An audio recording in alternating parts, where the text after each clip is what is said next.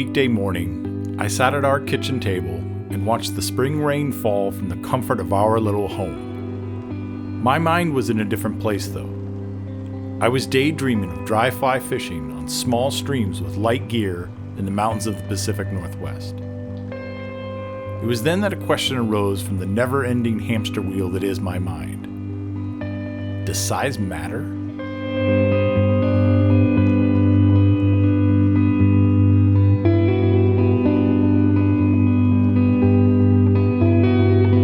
I decided I would think more about that question on a small cutthroat stream close to home, so I went fishing.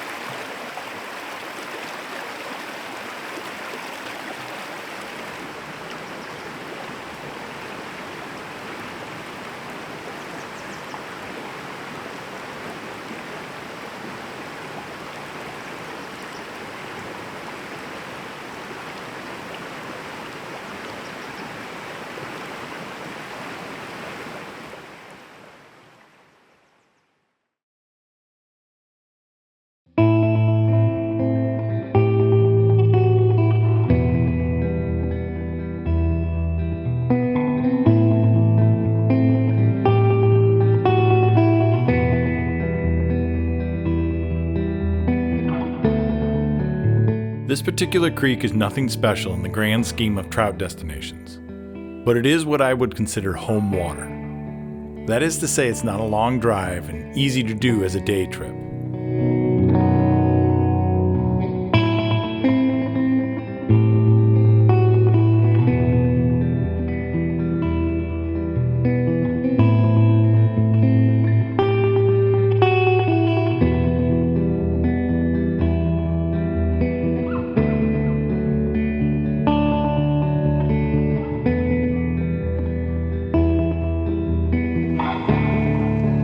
This creek is small and supports a small population of small resident cutthroat trout that are best fished for with lighter rods and lighter leaders, proving that when it comes to effectively fishing this creek, size does matter.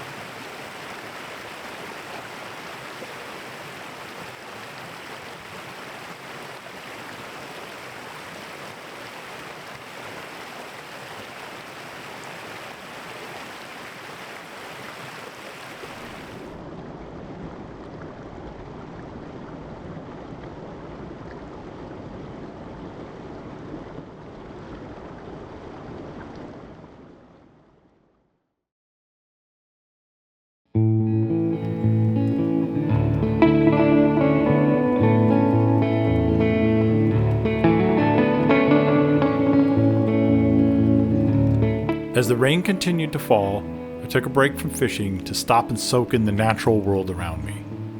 I think that this is one of the many reasons that I am drawn to this type of fishing.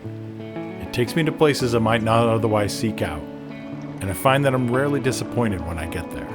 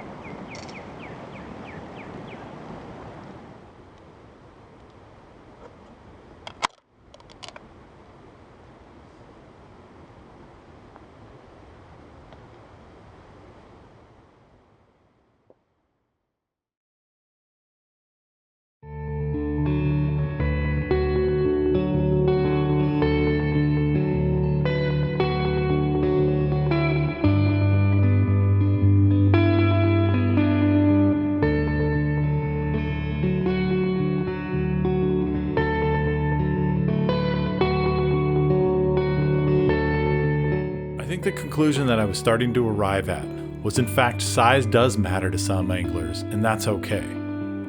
I also like catching big fish, but what I love the most is dry fly fishing with technical casts and drifts, all while trying to coax trout out of tough to get to spots. If it happens to be a bigger trout, well, all the better then. But armed with lightweight gear, a good attitude, and maybe a cold beer every once in a while, this is one of my happy places. And a small creek with small trout that's close to home sure does beat sitting at your kitchen table watching the rain fall. We'll see you again next time. Thanks for coming along for the journey. Cheers.